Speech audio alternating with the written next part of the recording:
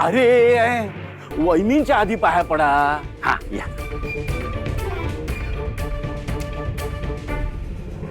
सासूबाई. अगं बाई.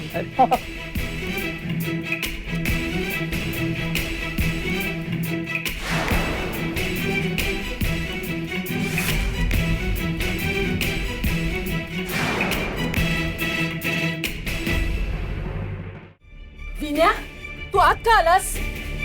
अगं आई, बाहेर जे काही भयानक चाललंय ना ते बघून आता माझ्या अंगाची आग होते. हा बस झालं.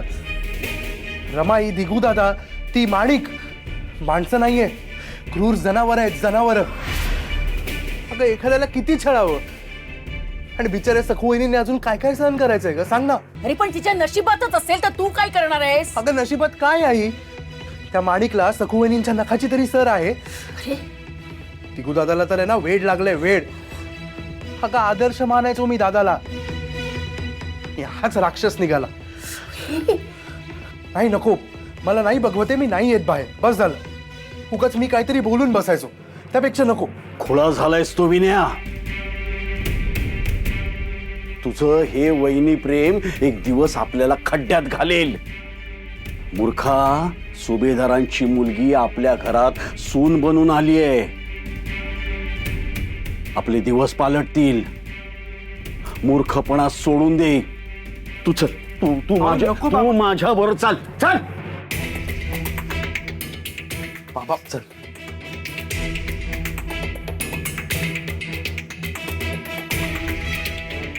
अगं ए मंदबुद्धी, नुसती उभी काय आहेस? प्रत्येक गोष्ट तुला सांगावी लागते. अगं नव्या नवरीची ओटी भर. शिबाई. सासूबाई, मला या कुळबुडवीच्या हातून ओटी नाही भरून घ्यायची. अहो, आमचा सोन्यासारखा संसार आता कुठे सुरू होणार आहे. आणि ही सखू, हिचं दुःख, दुर्दैव आणि हिचं नशीब माझ्या ओटीत टाकायची. नाही नाही, मी नाही हिच्याकडून ओटी भरून घेणार.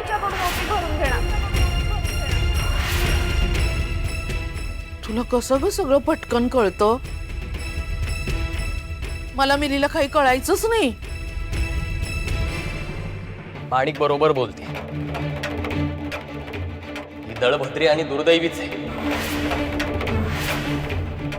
रमाई, तूच तिची ओटी भर.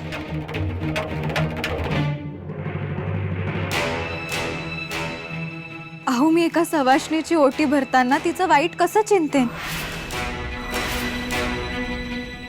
तुम्ही ओळखत नाही का मला?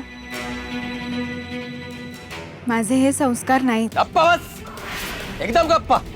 हे संस्कार बिंस्काराचं तू नाही बोलायचं. हे तुझ्या तोंडी शोभत नाही. आणि ही काय संस्कारांचं बोलते?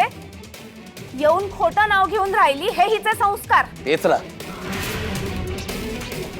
धोका द्यायचा, खोटं बोलायचं, निरापराध्याचा जीव घ्यायचा, हेच संस्कार केलेत ना तिच्यावर.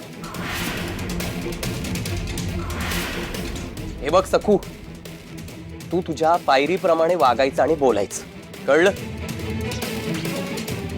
बघ जरा माझ्या बायकोला, माणिकला किती घामाला येते. चल वारा घाल.